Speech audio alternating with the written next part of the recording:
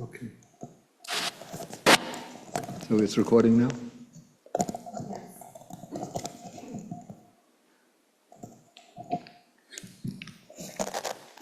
Okay, testing. Okay, so everything is all right. Okay, so finally we can resume after that little struggle with the technology. And we don't need this, right? Okay, so now we're coming to the end of the Mangala Sutta. And we're coming to verse 10. And so I call this one my own title, The Ascent Towards Realization. And this is going to be dealing with in Pali, tapocha brahmacharyancha arya sachana dasanang nibbana sachikiriyacha etang mangalam uttamang. So austerity, the spiritual life, the seeing of the noble truths, and the realization of nibbana.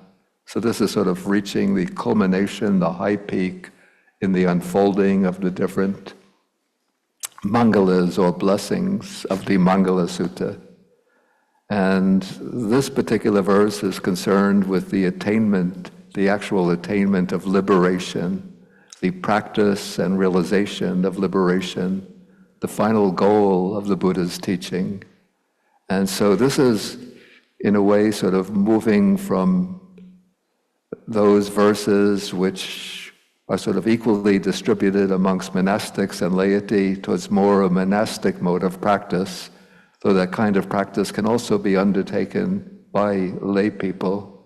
And so the background to this particular stage of practice is the understanding of the beginningless nature of samsara. Samsara is the round of rebirths, the round of repeated existence, birth, growth, old age, and death. And according to Buddhism, death is not the end of everything, but followed by a new birth determined by our karma in any of the different realms of existence. And so there's a chapter in the Samyutta Nikaya, the connected discourses of the Buddha, on the nature, the beginningless nature of samsara. This is chapter 15 of the Samyutta Nikaya. So here the Buddha says the samsara is without a discoverable beginning. A first point cannot be seen of beings roaming and wandering on, hindered by ignorance and fettered by craving. And then the Buddha uses a simile to illustrate this beginningless nature, breaking up all of the grass, twigs, branches in India, collecting them into a heap, and then taking one stick after another and putting them down, saying, this is my mother, my mother's mother, my great-grandmother, my great-great-grandmother. And in that way, you can come to the end of all of the sticks that you heap up, all of the sticks in India, but still the grass, wood, branches, and so on would be all used up, but the sequence of one's mothers and grandmothers would not come to an end. Though actually, in terms of present biology, we go back to the beginning of human life on this planet, then the primates, beyond that to single-celled organisms. Then we have the beginning of this particular world system, but this world system is a continuation of a previous world system. And so the Buddha says, again, the first point is not found of beings roaming and wandering in this beginningless samsara, hindered by ignorance and fettered by craving. And then he illustrates the amount of suffering we've experienced through this round of rebirths, asking the question, what do you think is more, the stream of tears that we've shed as we've wandered through the samsara, weeping and wailing because we've been united with the disagreeable and separated from the agreeable, this or the water in the four great oceans?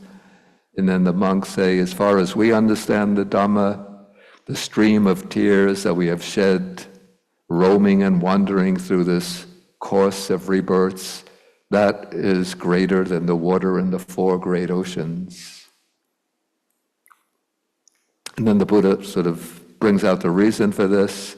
For a long time you've experienced the death of a mother, the death of a father, death of a brother, sister, son, daughter, loss of relatives, loss of wealth, loss through illness. And as you've experienced this weeping and wailing, you've shed tears in quantity greater than the water in the four great oceans. And then the next passage gives us a depiction of the Buddha's cosmology. So some monk comes to the Buddha and says, how long is an aeon? The aeon or kalpa, that is the unit for measuring cosmic time in Buddhism. So we have one kalpa is the beginning of a world, say the beginning of a world cycle. Maybe this will be like the Big Bang, something like 16 billion years ago. And then the unfolding of the Big Bang to the end of the Big Bang cycle, all of that would be an aeon. So he asks, how long is an aeon? The aeon is long. We can't count it by way of hundreds of years, thousands of years, hundreds of thousands of years. Then please give a simile. And then the Buddha says, suppose there was a great stone mountain, a yojana long. A yojana is about six miles. A yojana long, a yojana wide, a yojana high, one solid mass of rock. And after every 100 years, a man would come by and stroke it with a piece of fine cloth. That great stone mountain might be worn away and eliminated just by strokes once every 100 years. But the aeon still would not come to an end. That's the length of an aeon. And then the text says, with aeons of such length, we have wandered through so many aeons, hundreds of aeons, thousands of aeons, hundreds of thousands of aeons. And why is that? Because the samsara is without beginning, and it is like time to be liberated from all of these sankharas, all these conditioned formations. And so that's sort of the background to this verse. Sort of, it shows the need for liberation. So it's not enough just to develop the moral virtues, good virtues of character, good conduct. Of course, all of that is important, but that is the foundation. But now we come to the particular mangalas mentioned in this verse, and the first of these uses the word tapo, or the abstract form is tapas. And this is a very fundamental concept in Indian spirituality. And going back, but even, long before the time of the Buddha, the idea developed in Indian spirituality that the way to acquire spiritual power is by undergoing practices of austerity, of, we might call these penance, of self-deprivation. And so the ascetics would sometimes undergo long fasts, fasting for days and even weeks on end. Can you do it? Yeah, I guess you can do it for several weeks at a time, or at least subsisting on a minimal amount of food, sleeping on beds of thorns, exposing the body to the heat of the sun during the middle of the summer, and during the winter, where it can be quite cold in northern India, dipping the body into pools of water where the water is near freezing. And this is not a form of self-punishment. It's not based on the idea that I've committed sins and this is the way to eliminate my sins, to compensate for my sins. Rather, the idea is that by undertaking these austerities, one builds up an inner spiritual power by which these can be like worldly spiritual powers to perform what we would call miracles, to make the body invisible, to multiply the body, to walk on water, to fly through the sky. Of course, nowadays we could easily fly through the sky. You just have to go to the airport and get on a plane. But in ancient times, this was a fruit of these ascetic practices. And the idea was also present that by undertaking these extreme ascetic practices, one builds up the spiritual power by which one can break up ignorance and gain liberation. And the Buddha had undertaken those ascetic practices, but in the end he rejected them, holding that they were just painful, futile, not beneficial, and not the noble way of practice. But the Buddha took over this concept or this word, tapas, but gave it a different meaning. And in the Buddhist system, tapas, or austerity, becomes equated with right effort, because effort generates a kind of heat. Actually, the root meaning of tapas, from the verb tapati, is to burn. So the idea is, by undertaking these practices, one builds up an inner heat through which you can burn up the defilements. But the Buddha held that these ascetic practices, extreme ascetic practices, are not the way to burn up the defilements, but one burns them up through energetic practice. And so the Buddha equates austerity with the 4 right efforts. And then here we have the effort, the desire, the effort to prevent the arising of unarisen, unwholesome states of mind, the desire, the effort to abandon unwholesome states of mind that arise, the desire, the effort to give rise to wholesome states that have not yet arisen, and the desire to maintain, to increase, expand, and fulfill the wholesome states that have arisen. So that is the definition of right effort.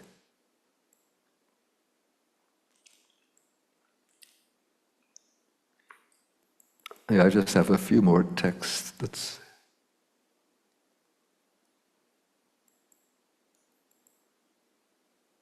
Okay, we'll take another one. Okay, so here we have the way a monk practices training the mind with regard to thoughts, unwholesome thoughts. And I always put sort of a stamp of caution on this particular statement, but anyway, we'll look at it. Here, the monk does not tolerate an arisen sensual thought. He abandons it, dispels it, terminates it, and obliterates it. He does not tolerate an arisen thought of ill will, an arisen thought of harming. He does not tolerate any unwholesome states that arise, but he abandons them, dispels them, terminates them, and obliterates them. The language here is a bit sort of forceful. Maybe Buddha uses this language for a matter of emphasis, but the general way in which we deal with unwholesome thoughts is not through force or obliteration, but sometimes applying the appropriate antidote to the unwholesome thoughts. And so for thoughts of sensuality, the text usually recommends as the antidote focusing on one's own body and then analyzing and investigating the body by way of its constituents, the tissues and organs, skin, muscles, bone, then going through the organs, the brains, the lungs, the heart, diaphragm, liver, stomach, intestines, then the fluids, blood, urine, and so forth. And so in this way, when you see the body in terms of its constituents, the thought of sensuality weakens and fades. Thoughts of ill will, the antidote is the development of metta, loving kindness, and the antidote to the thought of harming or injuring others or cruelty is compassion. So one way of dealing with those is through applying the appropriate antidotes. And another method that we find in the Satipatthana Sutta, especially in the contemplation of mind, is that when any kind of unwholesome thought arises, one just labels it, designates it, acknowledges it, and observes it. And when you observe it, then it loses its force, and it just becomes a mental phenomenon, so it doesn't control the mind. And then it loses its force, and then it fades away. So this rather forceful method maybe should be used when the other methods are not effective.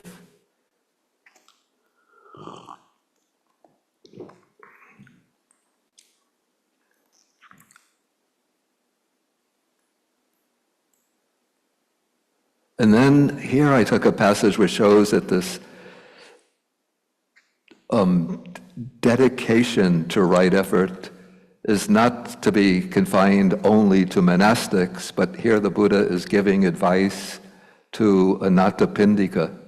Because I think Anathapindika, because he was very wealthy and would give a lot of offerings to the Buddha and the Sangha, he tended to be satisfied with that. So the Buddha, and then Anathapindika comes with, again, the numbers are to be taken with 500 grains of salt. So Anathapindika comes with 500 of his fellow lay followers. They come to the Buddha, and the Buddha says to Anathapindika and his friends, you present robes, alms food, lodging, and medicine requisites to the Sangha, to the community of monks, but you shouldn't be content merely with this much. Rather, you should train thus. How can we from time to time enter and dwell in the rapture of solitude?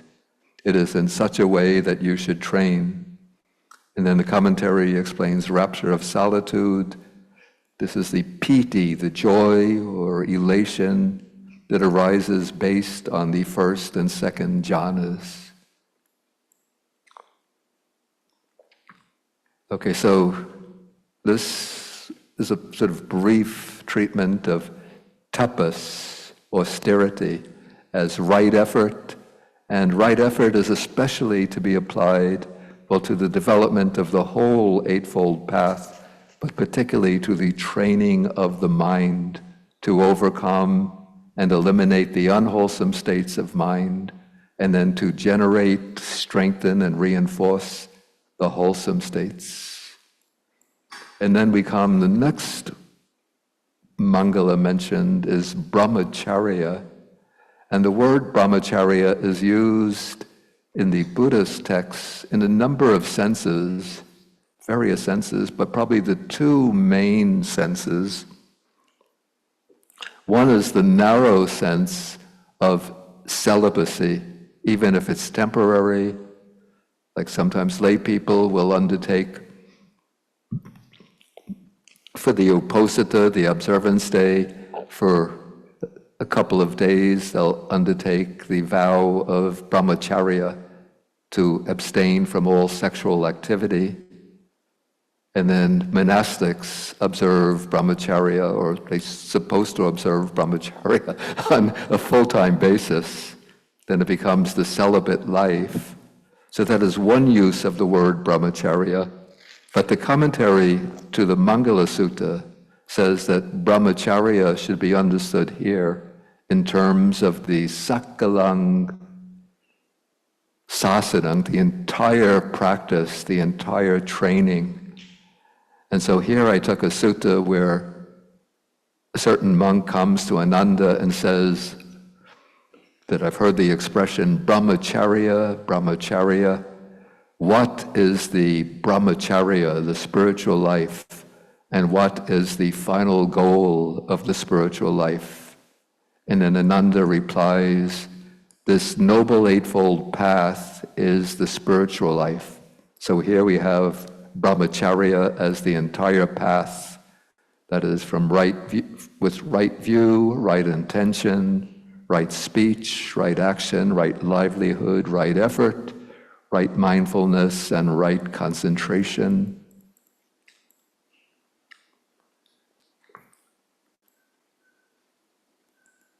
Okay, so that is the spiritual life.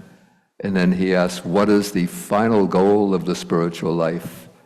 And the final goal is again, it seems like a strong word, but it's kaya, is more like elimination. Destruction seems like you're dropping an atomic bomb on it, but it's more elimination. The elimination of raga, that is of lust or craving, attachment. Dosa kaya, the eradication of hatred, ill will, and moha kaya, the elimination, eradication of ignorance or delusion. So that is the final goal of the spiritual life. And then, of course, the Noble Eightfold Path takes almost an entire 4-day retreat of its own to cover. Yeah, years ago, I had published a little book on the Noble Eightfold Path, and we have it printed here, and I was trying to find copies. Oh, I see, you found the copies, and the Going for Refuge book. Oh, okay. Yeah, so we have copies here, so people can take them. I was looking for them after lunch. I couldn't find them, but Roman was able to locate them. I went to Mr. Lee's storeroom. I don't know how he keeps track of these books. It's just boxes upon boxes upon boxes. He's always able to find the books that he needs. But when I go into that storeroom, it's like I'm in a labyrinth. And to make matters worse, there's no light. So I was stumbling around in the dark, and I thought, if I take a wrong step, I'm going to fall down here and maybe hit my head and injure myself, so I can't get up, and nobody's going to come here. People will gather for the remainder of the retreat and wonder, where's Bhante? Where's Bhante?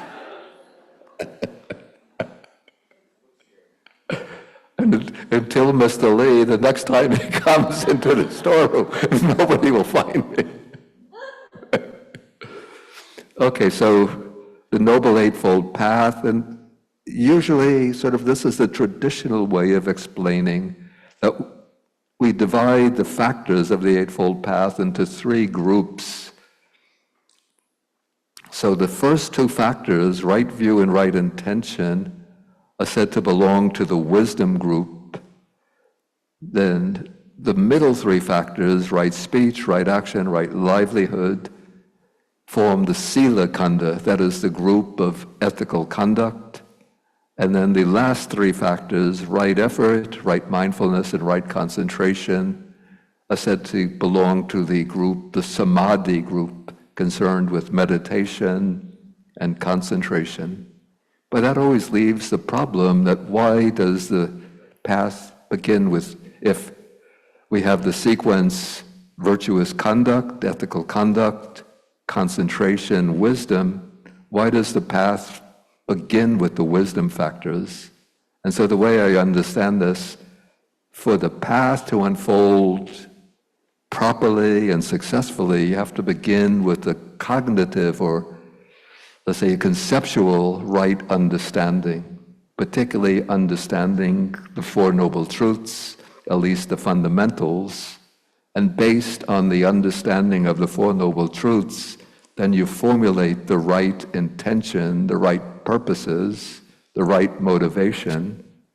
And then with the right motivation, one undertakes the 3 ethical factors all simultaneously, right speech, right action, right livelihood. Then when one has a sound ethical foundation, then one makes right effort, and the right effort is applied to the development of right mindfulness. So we have right effort and right mindfulness working together to collect the mind, and that culminates in right concentration. But concentration itself is not really the end of the path. So once one has right concentration, then one has to go back to right view, but not now in a theoretical or conceptual way, but now one uses the concentrated mind to develop insight by focusing the collected mind on observing the mental and material phenomena, in other words, the factors of the five aggregates, and observing first their characteristics, being able to distinguish them individually, and then one observes them in terms of the three, what are called the three universal marks, that they're all impermanent, arising and passing. Because they're arising and passing from moment to moment, there's no base of security in them, nothing really to cling to or hold to within them. So they're dukkha, unsatisfactory, imperfect. And because they're impermanent and insecure, inherently insecure, they're not to be taken as a self or the belonging of a self. So they're not mine, not I, not myself. So that would be developing, when the path comes to maturity, one is developing sometimes in alternation, sometimes simultaneously, calm and insight, samatha and vipassana. Okay, then to underscore the fact that the path is not sort of the exclusive domain of the monastics, I included this passage, I think I mentioned it also yesterday, whether for a lay person or a monastic, the Buddha says, I praise the right way. So whether it is a lay person or a monastic who is practicing rightly, one undertaking the right way of practice attains the correct path, the Dhamma that is wholesome. And what is that right way, the right way of practice? It is the factors of the Noble Eightfold Path, from right view through right concentration.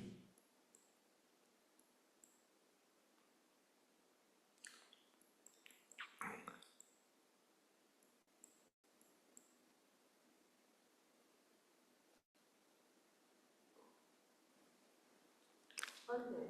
Are the books on Noble Eightfold Path available to students online? They can find, if they do the search, they can find them online. Just search for my name and Noble Eightfold Path. Excuse me? You are answering them now. They just asked the question. Oh, somebody asked that. Yeah, that is the case. Okay. Yeah, so this was a passage that I think relates both to the brahmacharya, but also to tapas, to right effort. So here, a certain member of the Sakyan clan, a relative of the Buddha, maybe a cousin or a nephew, approaches the Buddha, and then the Buddha says to him, I will teach you how a noble disciple is one who dwells negligently and one who dwells diligently. So how does the noble disciple dwell negligently? So the noble disciple possesses unwavering confidence in the Buddha, the Dharma, and the Sangha, and he has the virtues praised by the noble ones, but he then becomes complacent, content with these qualities, and doesn't make any further effort. It says, effort for solitude by day, nor for seclusion at night. Actually, solitude or seclusion, pretty much the same thing. But the point is that the disciple just becomes content with their unwavering confidence in the three jewels. And this is a noble disciple, one who is at least a stream enterer, but they just become satisfied with that. And they're bound to reach liberation after so many more lives, but they don't make a further effort striving to advance further. So that is the way the noble disciple dwells negligently. And how does the noble disciple dwell diligently? The disciple possesses that unwavering confidence in the Buddha, Dhamma, and Sangha, and the virtues praised by the noble ones, but they're not content with those qualities, but they make further effort for solitude by day and for seclusion at night. In a way, this is what's sort of words, the way the suttas express themselves by way of like going into seclusion, not just to sit idly or to sleep, but to devote oneself to the cultivation of the mind through meditation. So when he dwells diligently, then gladness or joy is born. Then when joy arises and becomes stronger, rapture or elation arises. Then when the mind is uplifted by rapture, the body becomes tranquil. One experiences happiness or bliss, and the mind becomes concentrated.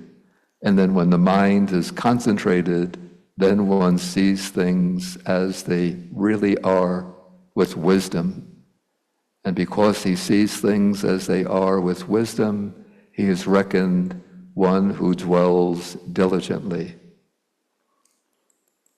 Okay, so these passages cover the brahmacharya, the spiritual life, taken as the entire mode of practice, especially culminating in the development of samadhi and panya, or samatha and vipassana, calm and insight, concentration and wisdom.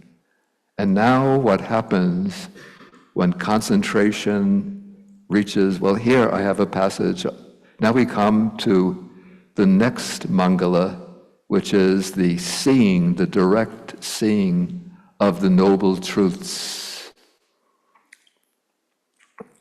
And here we have a statement by the disciple Ananda saying, any monk or nun who has come to me and declared the attainment of arhatship in my presence has done so in one or another of 4 ways. So one way is sort of like, this is the standard model. Serenity or calm comes first. One develops a certain foundation of samadhi, and then insight arises. One uses the concentrated mind to contemplate phenomena, and then one gains insight in phenomena. And as he is developing serenity first and insight arises, the world-transcending path is generated. This is the path that breaks out from calm and insight and involves the direct perception of nibbana, the unconditioned. And that also marks the breakthrough, experiential breakthrough to the 4 Noble Truths. And then he pursues this path, develops it, and cultivates it. And by doing so, then the fetters are abandoned and the latent tendencies, the deep tendencies towards the defilements are uprooted.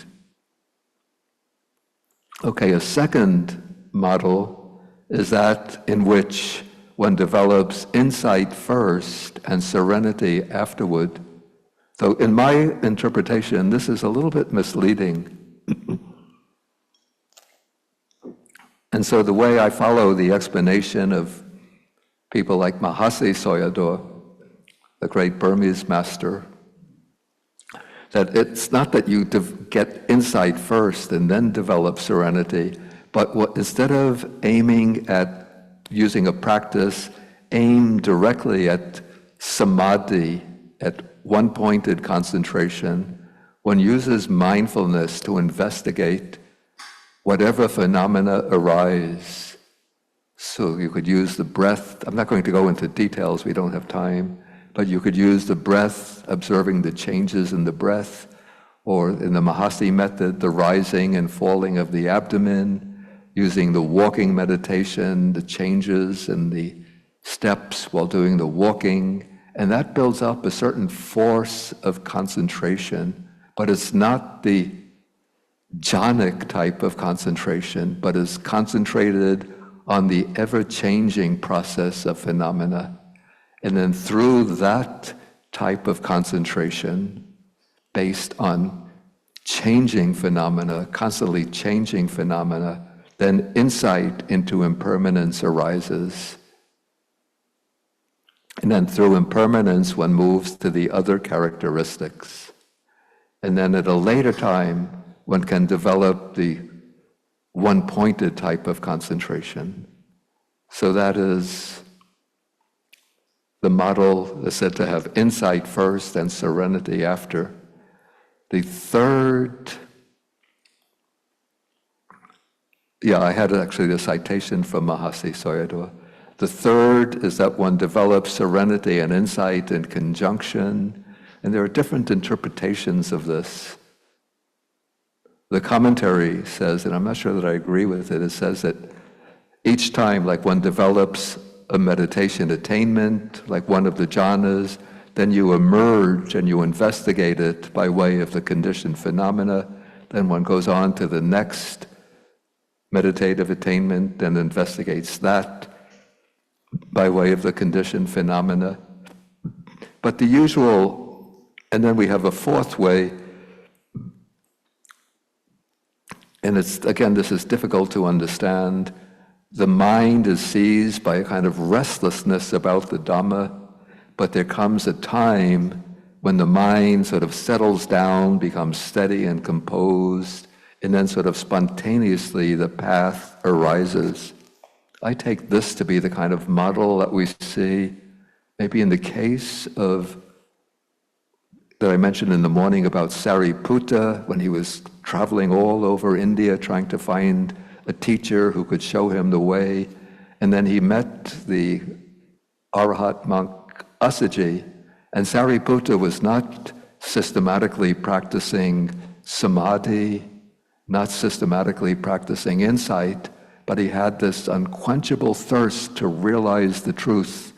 And so as soon as Asaji taught him that four-line stanza, whatever things arise from a cause, the Buddha has taught the cause and also their cessation. As soon as he heard that, his mind must have settled down, become composed, and then the path arose in him, the realization of the Dhamma.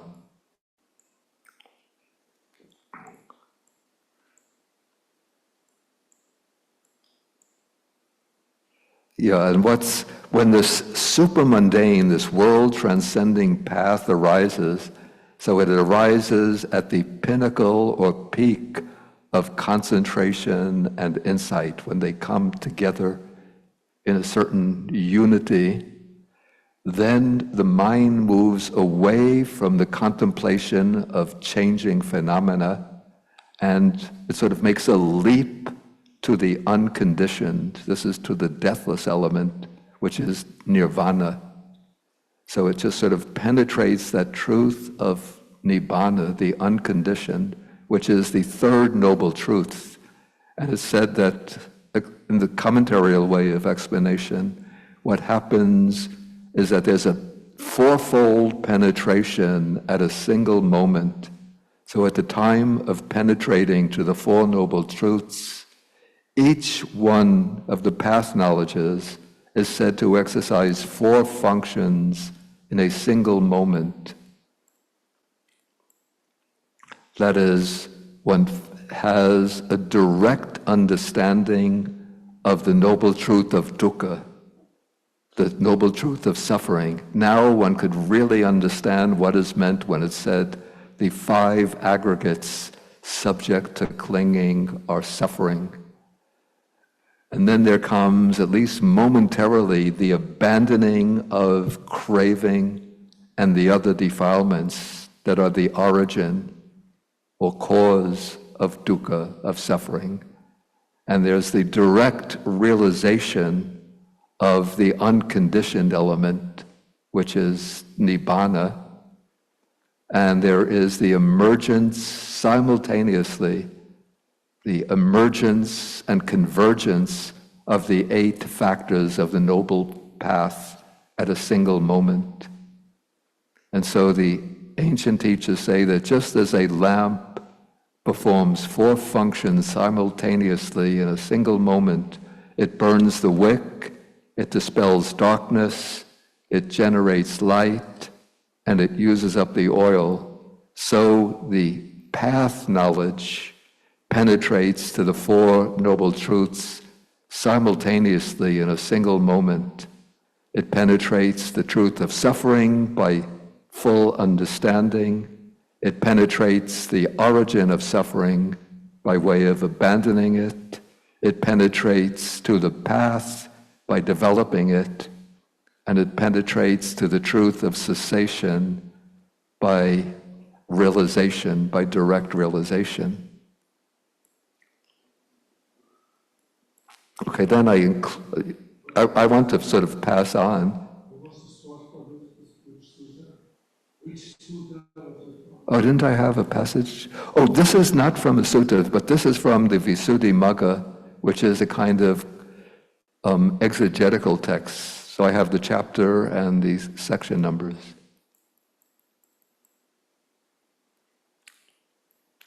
And then to indicate the benefit of penetrating the Four Noble Truths, I took one sutta here in which the Buddha takes up a little bit of the soil in his fingernail, and he asks the monks, what do you think is more, the little bit of soil that I have taken up in my in my fingernail, or the soil on the great earth? And then the monks say, of course, the great earth is more, the little bit of soil that you've taken up in your fingernail is just trifling, very little bit. It's not even a tiny fraction of the soil on the great earth. And so the Buddha then says, so too for a person accomplished in view who has seen the Four Noble Truths, the suffering that has been destroyed and eliminated is more, while that which remains is just trifling. Because even by seeing the Four Noble Truths, one becomes a stream enterer, so that one has at most 7 more existences, and then one will reach the final nirvana, the complete end of the cycle of birth and death. Whereas ordinary people who have not yet seen the Four Noble Truths can have countless lives of suffering ahead of them.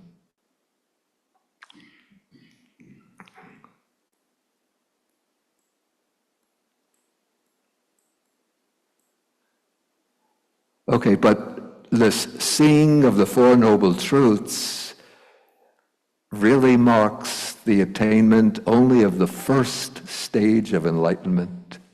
And so now to come to the full realization of Nibbana, which is sort of the final goal of the Buddha's teaching, one has to continue to develop the factors of the path. Now one's sila, or ethical conduct, is pretty well established, but one has to go on, especially developing, sometimes one will have to strengthen one's samadhi, but particularly to develop deeper and clearer insight.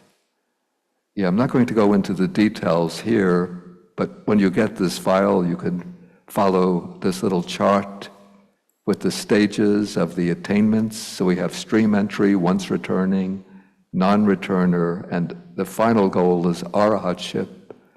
Then each stage eliminates a certain cluster of defilements, eliminates or weakens, and with the weakening of those defilements, the number of rebirths remaining is diminished.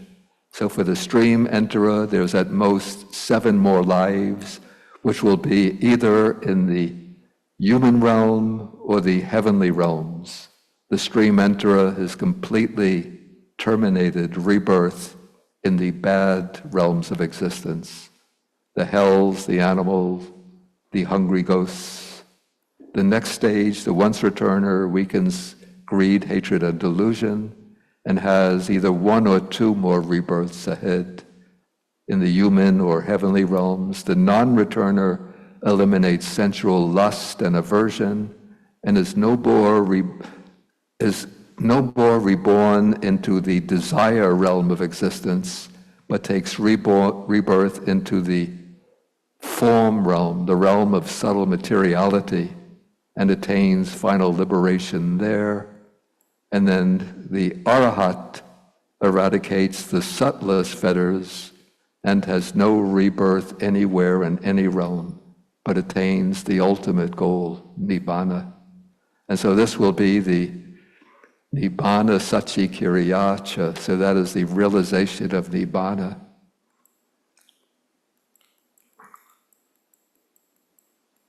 So we just skip over until we come to the final verse, or the next to last verse, verse 11, which I call fulfillment or the embodiment of this, of all of the mangalas in the world, or the embodiment of realization in the world. So this is Puttasa lokadam mehi chitang yasana kampati asokang virajang kemang etang mangalam uttamang. So this is describing the mind of the Arahat who has eradicated all of the greed, hatred, and delusion, all of the fetters. And so ordinarily in our life, our minds are touched by what are called the worldly winds. So we have usually 8 worldly winds: gain and loss, fame and ill repute, praise and blame, pleasure and pain. But the texts say that for the Arhat, the mind is not attracted to gain or repelled by loss, not attracted to fame or disturbed by a bad, ill repute, not attracted to praise or disturbed by blame, not attracted to pleasure or repelled by pain. So having thus discarded attraction and repulsion, he is freed from birth, from old age and death, from sorrow, lamentation, pain, dejection, and anguish, freed from dukkha, I say. So that is when touched by the worldly winds, the mind is not disturbed, and then the mind is said to be asokang virajang kemang. So I inverted the sequence. First, the mind is virajang, which means rid of dust, and dust represents the passions. So the mind is passionless, and asokang means free from sorrow, so sorrowless. And so I took some verses from the Dhammapada to illustrate this. And the last is that the mind is secure, kemang. And so I took to illustrate this a passage from a sutta which says that when the monk is perfectly liberated in mind, even if powerful forms, sounds, odors, tastes, touches, or mental phenomena come into the range of the mind, they do not obsess the mind. The mind is not disturbed, it remains steady, imperturbable, and he observes its vanishing.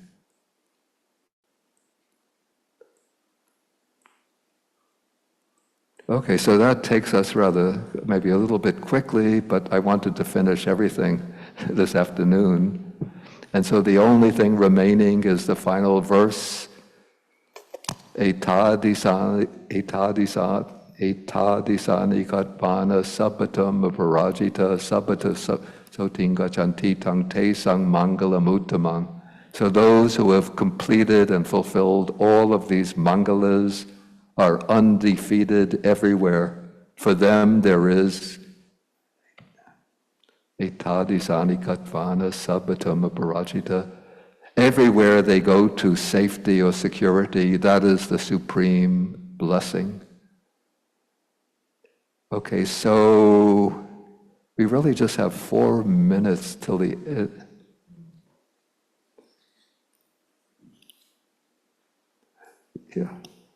Yeah, not so much time for questions, but you could keep questions maybe for the evening session.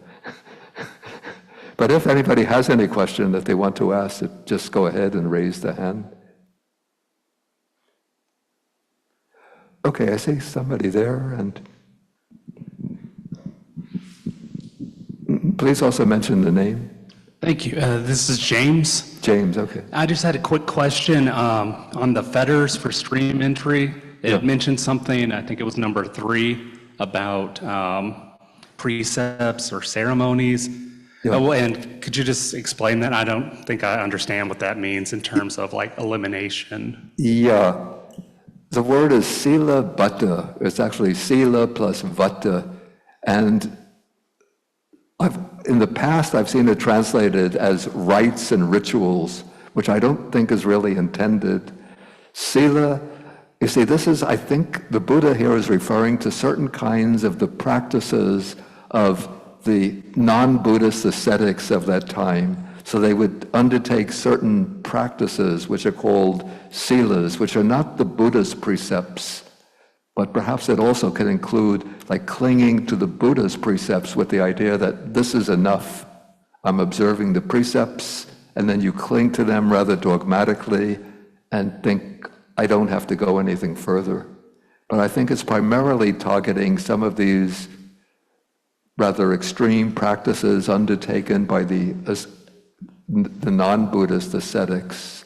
And then the word vata indicates those kinds of observances like long fasts, tormenting the body by exposing it to the heat of the sun or the cold of the winter, with the idea that this is the way to spiritual liberation. And it probably also includes some of the Brahminic practices, like going to the Brahmins and saying, perform this ritual for me so I can gain liberation. Even in India today, going to Benares to bathe in the river Ganges with the idea that this is the way to purify all of my sins. It would include those kind of practices.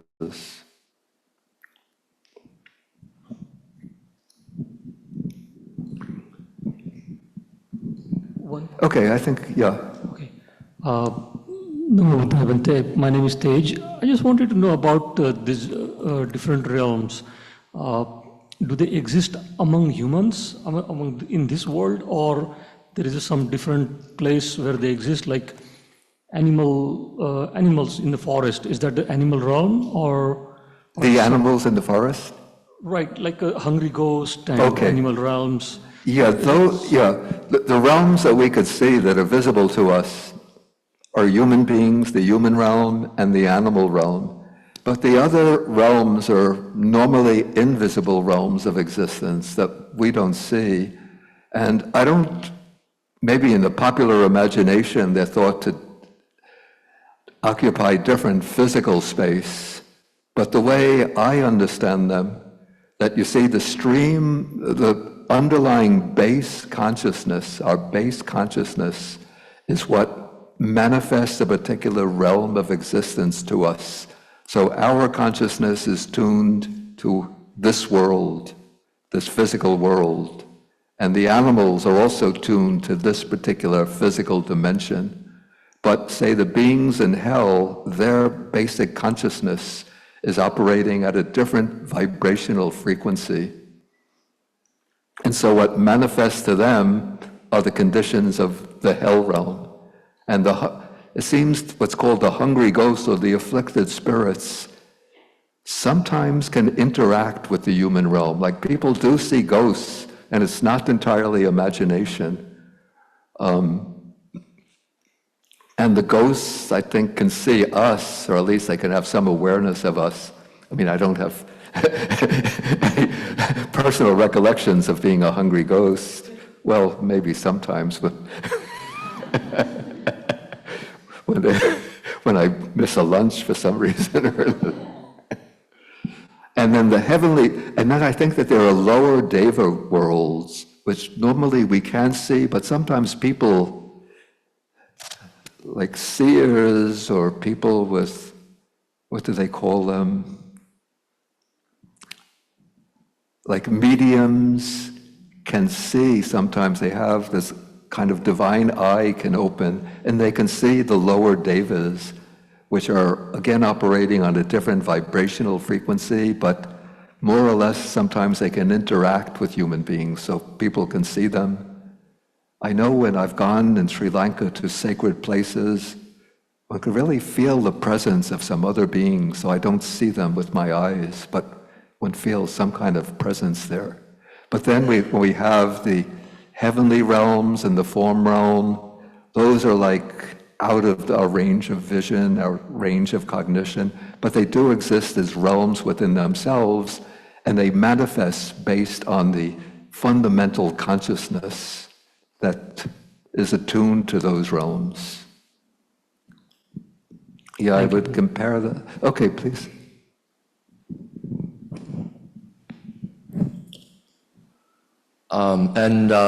Through jhana, we can change our consciousness to kind of access these realms. Yeah. How do you change the consciousness? Yeah, no, I'm saying through jhana. Like, Oh, yeah, you can yeah. access the formless realms, so you can see the devas in the formless realms. Yeah. So this is through the practice of, particularly is obtaining the fourth jhana, and then on the basis of the fourth jhana, one develops the divine eye, what's called the divine eye. And there's like instructions in the Visuddhimagga how to do that. And then when you get the divine eye, then you can see other realms of existence. And one could see beings passing away and taking rebirth in accordance with their karma. Okay, this is all, okay, we'll take one more question. It's all very interesting. You could discuss forever, but we want to give people a little break. Thank you, Venerable.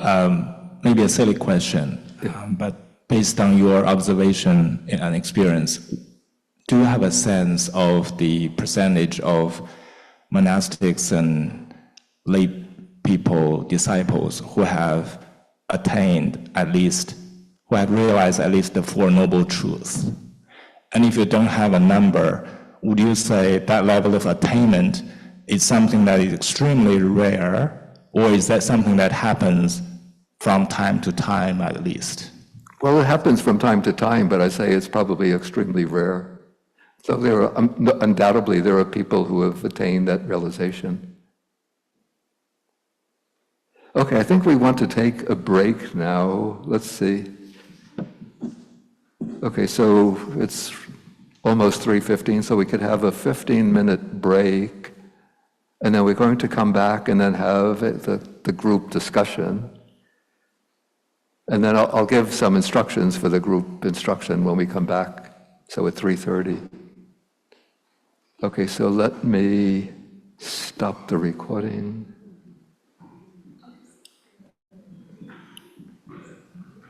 Yeah, wait.